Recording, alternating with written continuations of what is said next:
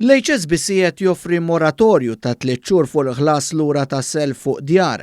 Din hija waħda minn setta miżuri li nieda l-bank għal dawk milquta mit-tixrid tal-coronavirus.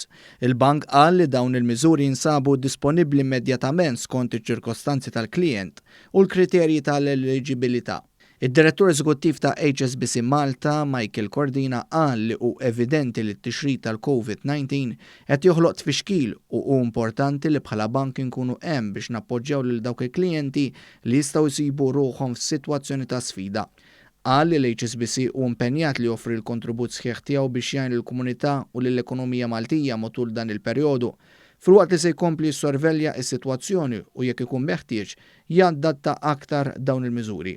Il-bank ħeġġeġ li n-nies jużaw is-servizzi bankarji fuq is-sistema diġitali. Intant il-Lombard Bank ukoll qed joffri moratorju lill klijenti li għandhom self fuq id-dar. Dan hekk kif ir-riżorsi ta' dawn il-klijenti jistgħu jiġu affettwati mill-pandemija tal-COVID-19. Il-bank se jagħti moratorju ta' sena għal 80% tal-pagament dovut kull xahar.